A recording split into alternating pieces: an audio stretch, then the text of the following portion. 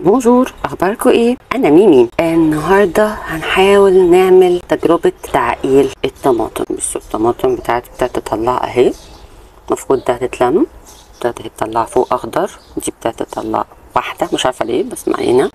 ثيوريتيكلي او نظريا هم قالوا ان احنا ناخد سكر اللي هو ده المين برانش، يبقى طالع 45 degrees 45 درجه عن الفرع زي ده كده مثلا لفوق. ده المين برانش اللي طالع بيكمل طول، وده انا 45 degrees عليه 45 درجة.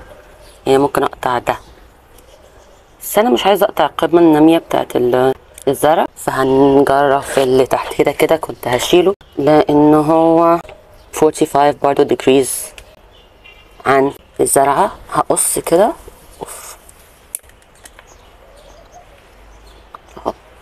دي الخطوة الأولانية. كده هنبقى نشوف مع بعض الخطوة التانية. بارت 2 بقى هنعمل ايه؟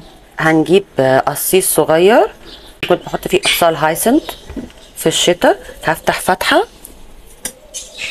وهحاول انزل كده اهوت واقفل عليه، وهسيبه في مكان ظل.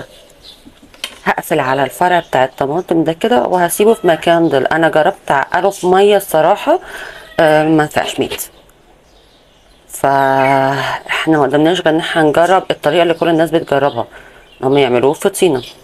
واضح ان هي مش عارفه تمسك نفسها، ممكن ازود لها حبه طينه شويه زياده. انا بحب ازود بعد يومين 3 كده طينه، لما الطينه تكبس اشوفها الطينه قد ايه وازود على اساسها. بس اهي كده اهوت الطماطم كده احنا زرعناها، وهوريكم كمان يومين 3 ايه الدنيا. باي باي.